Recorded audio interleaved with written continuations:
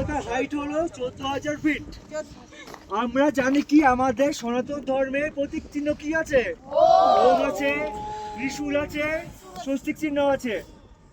তাহলে আমাদের সনাতন ধর্ম তাহলে সনাতন ধর্মের সাক্ষী বহন করছে স্বয়ং প্রকৃতি, ঠিক তো?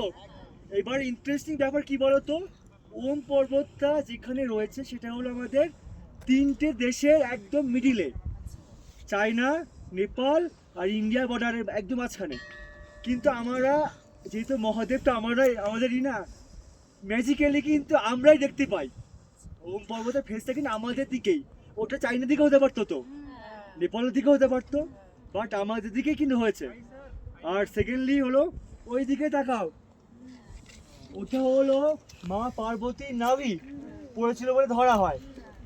নাভির উপর দিকে তাকাও, দেখতে সুর মতো দেখতে পাচ্ছ, ওটা বলা হয় নন্দী মহারাজ, কারণ যেখানে মহাদেব রয়েছে সেখানে উনি থাকবেই, তাই না? আবার এদিকে তাকাও,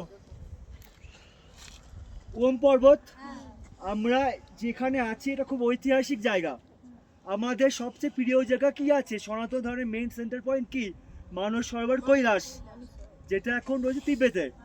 সেই কৈলাস যাওয়ার জন্য আমাদের ভারতীয় সরকার বা প্রাচীন যে রাস্তা ছিল সেটা লিপুলেক পাস দিয়ে, লিপুলেক পাস আমাদের এই ওম পর্বত থেকে মাত্র 9 কিলোমিটার দূরে।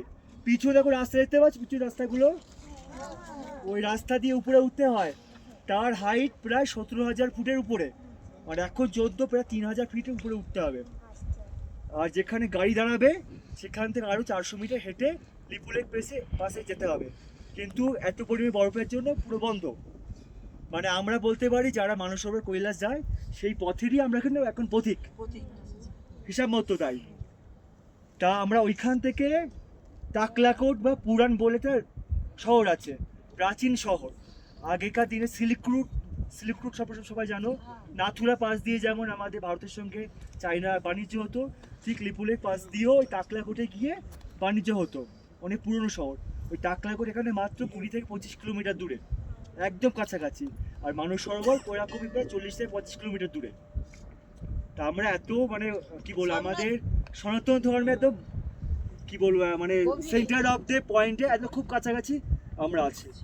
আর ওম পর্বত, ওম যে সাউন্ডটা, ওম সাউন্ড করলে কিনা আমাদের প্রত্যেকটা অর্গান, প্রত্যেকটা মানে যত রকম আমাদের আধ্যাত্মিক সমস্ত জেগে ওঠে, কিন্তু এই জন্য ওম করি আমরা, ভাইব্রেশন হয়।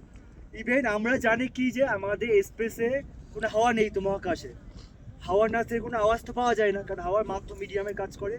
কিন্তু এটা আমি কোনো এক জায়গায় রিসার্চ পেপারে পড়েছিলাম, ওই সেখানে শুধুমাত্র ওমেই একটা আওয়াজ পাওয়া যায়। কিন্তু আমরা সায়েন্সে পড়েছি কি মহাকাশে কোনো রকম মিডিয়াম নেই, কোনো সাউন্ড মানে কোনো রকম সাউন্ড শোনা যায়, কারণ ওই কারণে হাওয়াটাও কিচ্ছু নেই, আর কোনো সাউন্ড পাস করে মিডিয়াম দরকার হয়। আমরা পড়েছি, বাট পরে রিসার্চ হয়েছে ওম নাকি একটা আওয়াজ পাওয়া যায়। যাই হোক, এই হলো ওম পর্বত। আমরা সবাই ওম বলি, একসঙ্গে সবাই ওম সবাই বলে মিলে একটু বলো হরি হরি ওম। ওম।